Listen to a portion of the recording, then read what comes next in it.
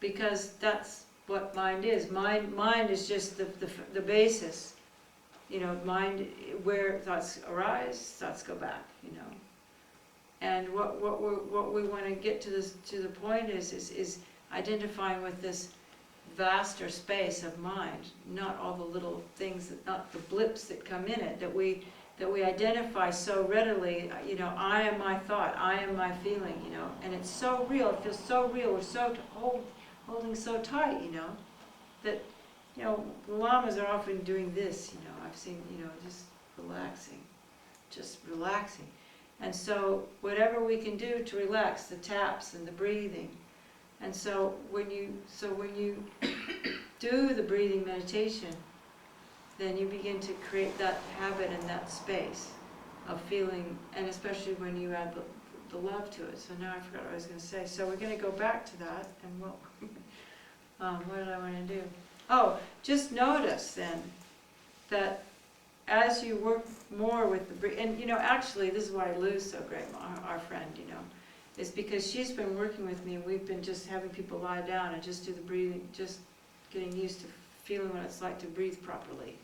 You know, maybe we'll do that over the weekend when we first, because there's a lot of room here now, it's great, and there's plenty of, you know, and because then, so let's go back to it, and just see how when, Geshe Rapton was Lama Yeshe's guru. He's a really, I think it was Geshe Rapton that said this.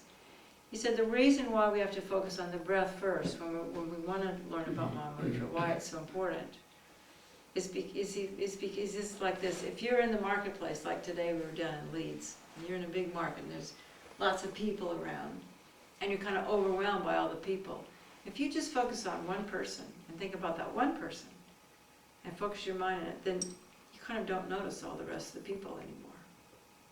And so that's what the breath does for you. If you're just focusing on the breath, then your mind has some place to go where it's not focusing on all the other thoughts.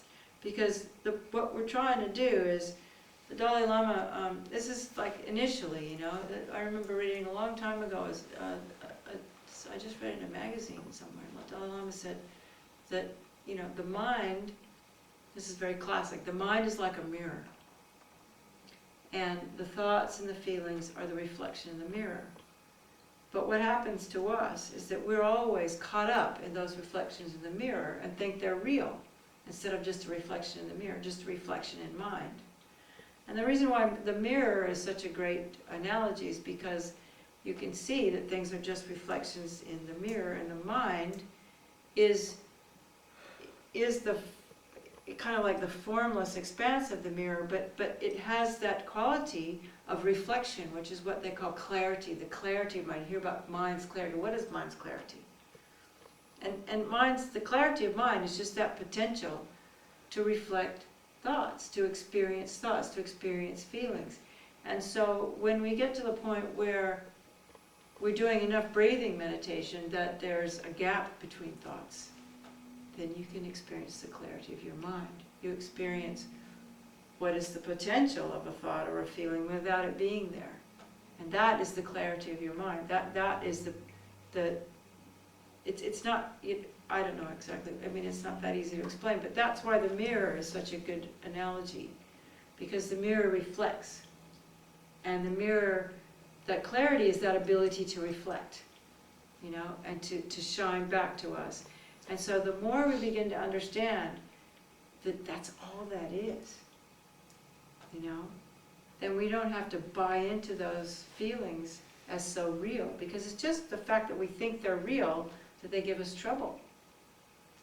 You know, we don't have to get into philosophy at this point, you know, but things appear to us, and they appear to be real, they appear to be out there. And so we grasp onto it. But in actual fact, everything has to arise independent of my mind, doesn't it? I mean, it can't just be out there. You know, it's a reflection. I mean, that's how mind works, you know. My eyes see it, and then my brain records it, you know. And so it's not just out there. It's really in my mind, isn't it? I mean, we know from biology, you know, the thing isn't out there. It looks out there. But what I'm registering is actually something that's in my mind, you know. And so then what Buddhism teaches us is even that isn't even real. You know, and so would science now. It's just a bunch of synapses and brains and neurons firing.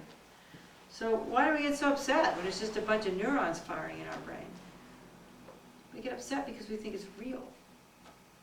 And so what the practical advantage of watching your breath is it begins to ground you into that bass and drum thing, so that you can realize that the melody is just a melody, and that I don't have to identify with it anymore, because that's all we're just trying to disidentify with all these things outside of ourselves and all the stories that we've told ourselves.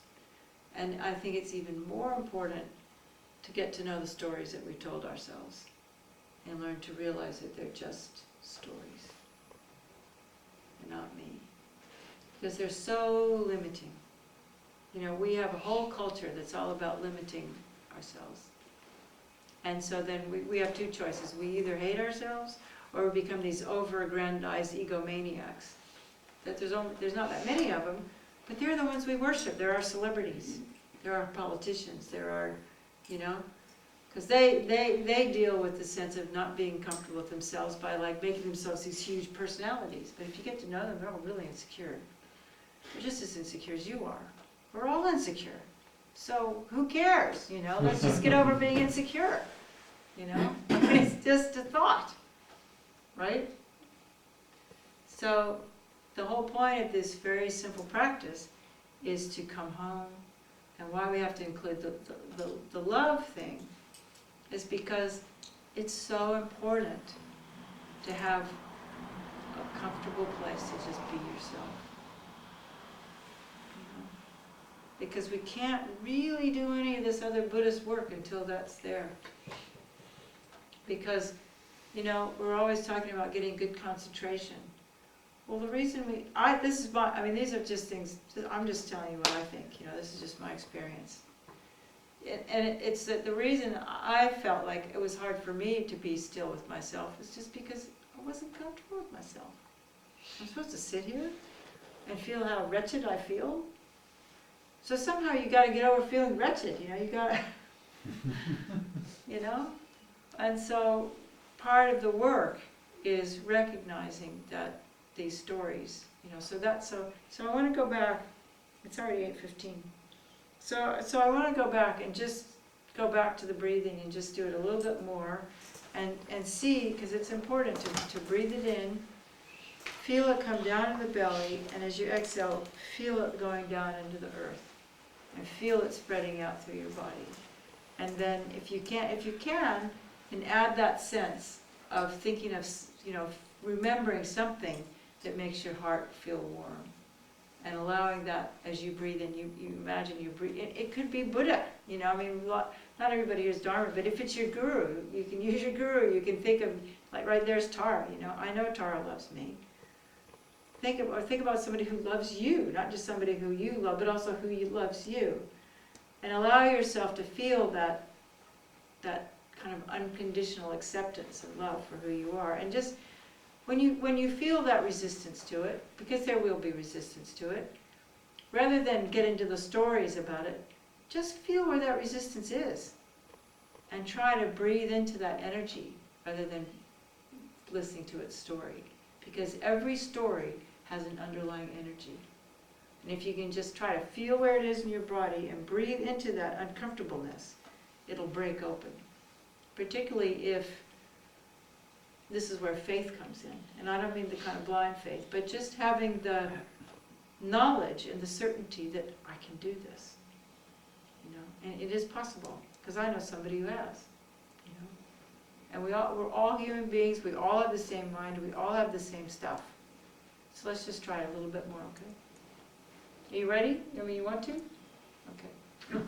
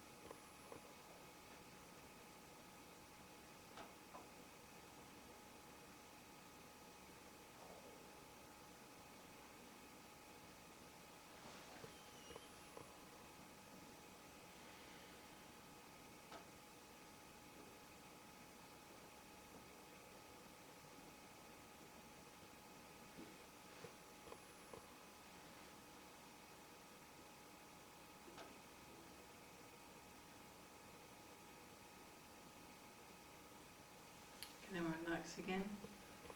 I'm just about done.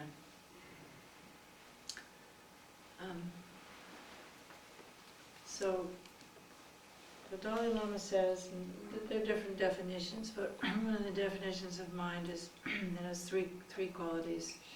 Some people just say two, but we'll use the three tonight. That mind is formless, has no form, because it takes on any form, isn't it? And it's clear, it has clarity, which one is clear, and it has the capacity to know. And so what happens is that capacity to know is constantly knowing within that clarity of it, you know.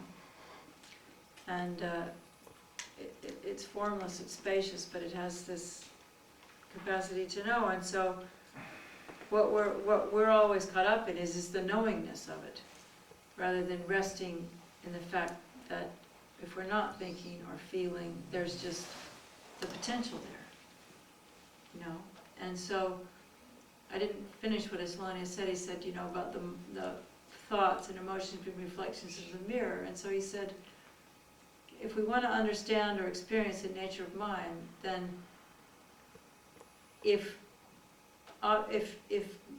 our outer experience, you know, our feelings and our thoughts, are reflections in the mirror of that mind, then if we can just stop those reflections for just a little bit of time, but you've seen those t-shirts, mind the gap. You know, if we have that little gap between all these reflections that are coming, then we get a little taste of the true nature of mind, what mind is. And so what happens is the more you can be focusing on this bass and drums, you know, the greater is the capacity to experience just the gap and the nature of mind, which is where total liberation is.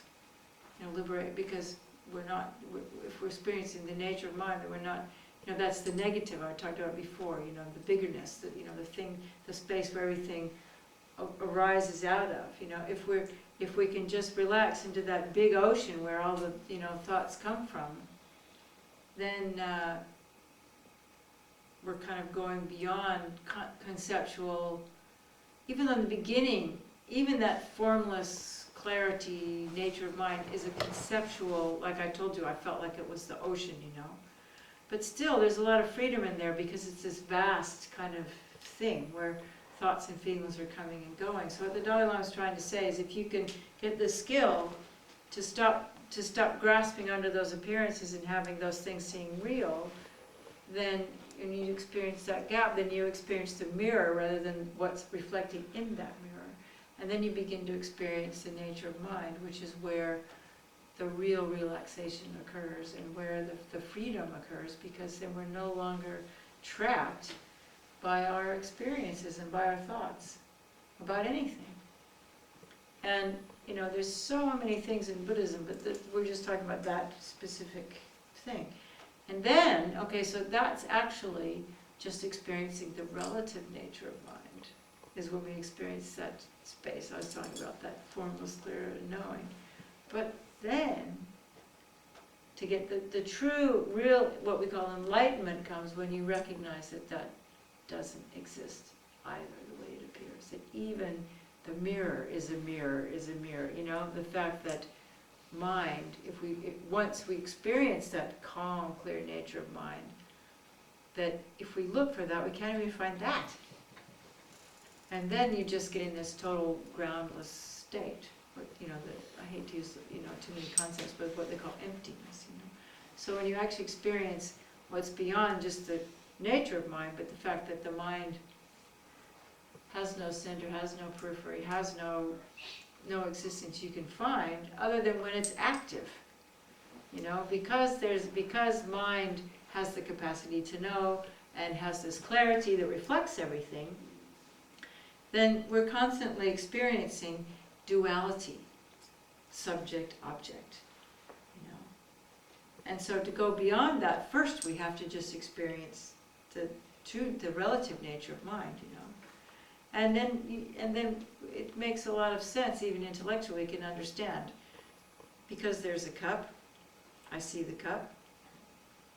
It feels like there's a me here because there's a cup, because mind is reflecting, you know, because the mirror of my mind is reflecting this cup, right?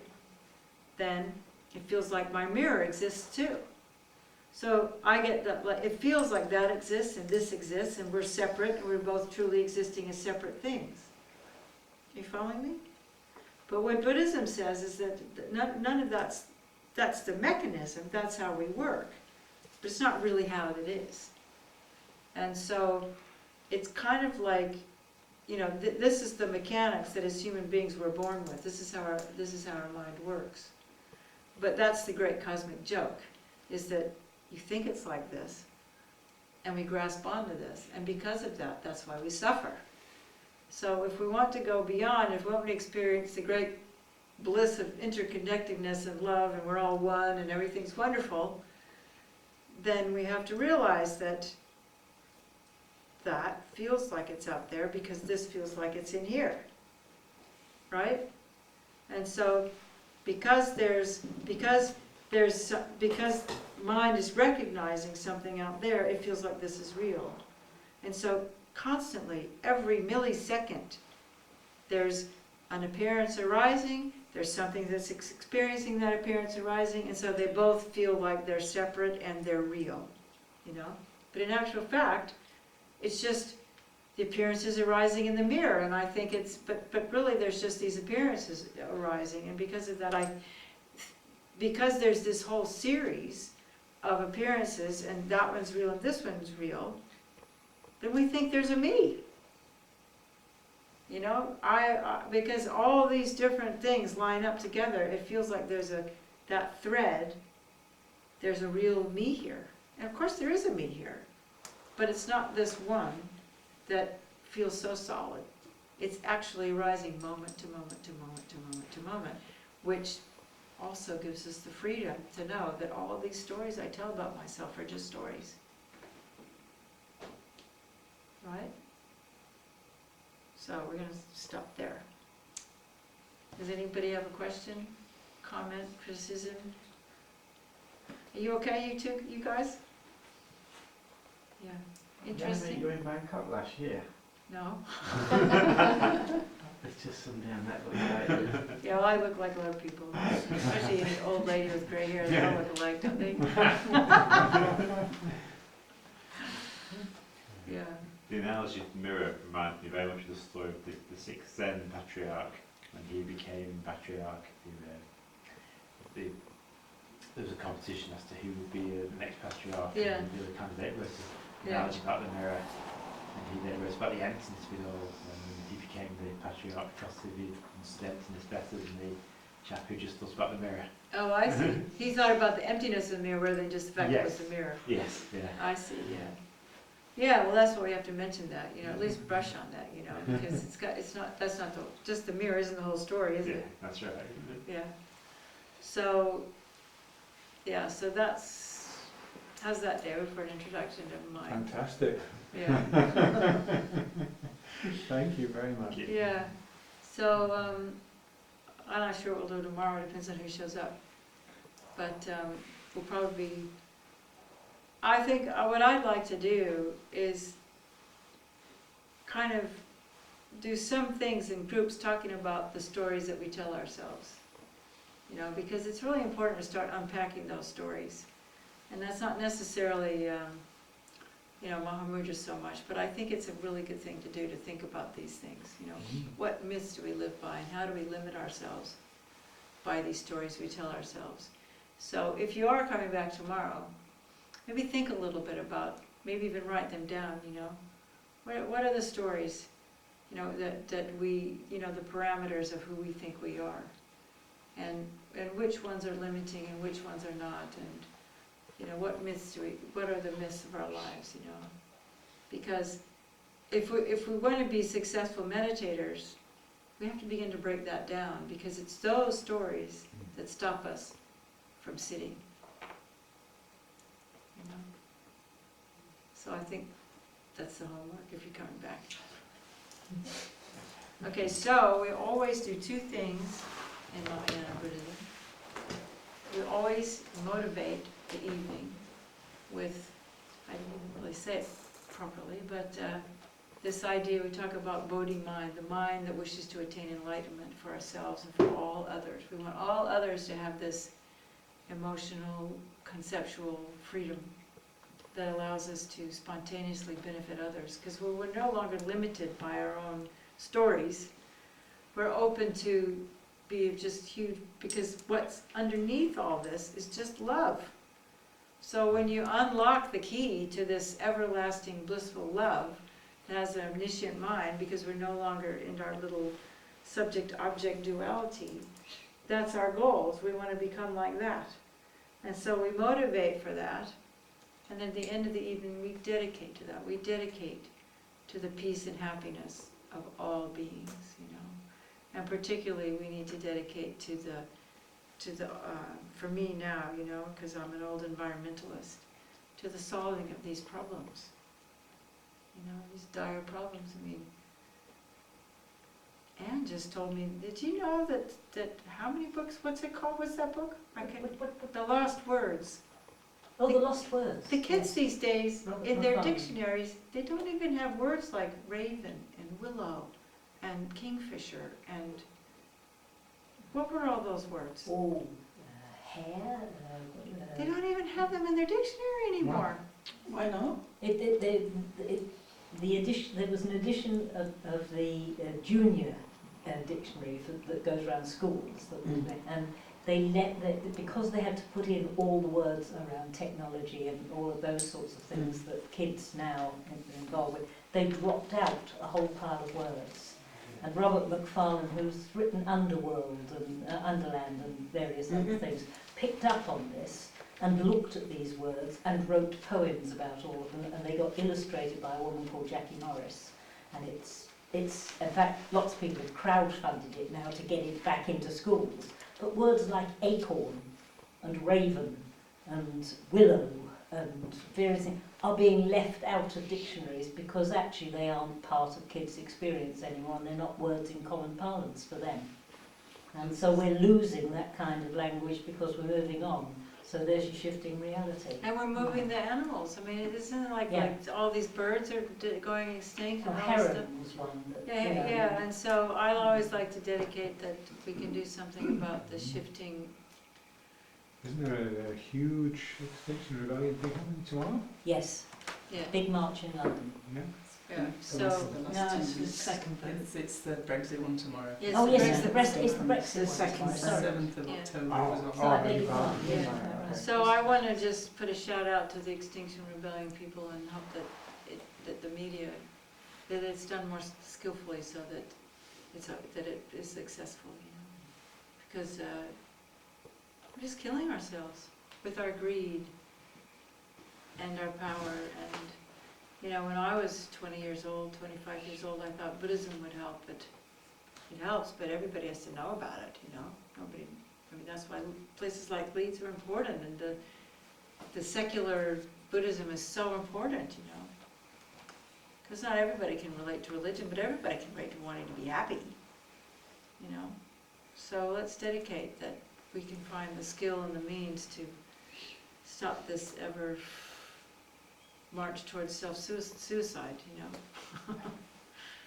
And that we can elect wise and compassionate leaders, and that I don't care if it's Buddhism or whatever it is, but whatever techniques that are going to go out and wake people up and make people value humans more than money. You know? Volumes. Yeah. It's important, you know. So let's dedicate to that and to the flourishing of virtue and the teachers and people and this community and this place, and that may more and more people come, and that it's just starting, but it becomes a center of, you know, wisdom and compassion and learning and community, and is able to help, because we're going to need a lot of help. You know? So thank you very much. I hope it was helpful. And thanks to Anne for taking care of me. And I guess, what time do we start tomorrow? It's 10:30. 10:30, right. Yeah. I'm taking the 9:18 train, Okay. right? Mhm. Yes. Okay. So, whoever comes tomorrow, we'll see who comes. Shows up. I think some people are coming that live further away. So, I think so, yeah. yeah. Can I mention one thing for the benefit of people who aren't coming tomorrow, is that next week we have another wonderful teacher coming, Skashi Namdak, who's the, Oh, the sure. new Yeah. resident teacher at our Yeah. sister centre, Jamyang Buddhist Centre London, and it's a perfect follow-on to this. So he's going to be talking about what he talked about, you know, the two aspects of reality, the conventional nature and ultimate nature of reality, a little bit more philosophical. And he's also coming back next April in our annual retreat, which is Mahamudra. So He'll That's be gonna be- great. Like, if I you- don't have the education he has. yeah, And he'll just, because what I've been told is that he has heart too. But he has an incredible education, and he's I he's can't wait to from meet him. I Holland. hear so many good things about Yeah. him. He's one of the most qualified of the Western teachers, Yeah. both in the Sutra and Tantra. And you know, so we're very excited that he's coming here. So if you can't make it tomorrow, or Yeah, if you can, you know, yeah. So like I'm like next kindergarten, Saturday. you know, and he's like high school. So you know, it's really good to. It's good the kindergarten teacher came. not really. I don't think so. There's different aspects. Yeah, but you know. we're thrilled to have both Yeah. of you. Yeah, yes. So Thank you anyway, very much. Yeah, That was really great. Thank Yeah. you. So I'm looking forward to tomorrow. yeah. All right. Thank you. Yeah. Yeah.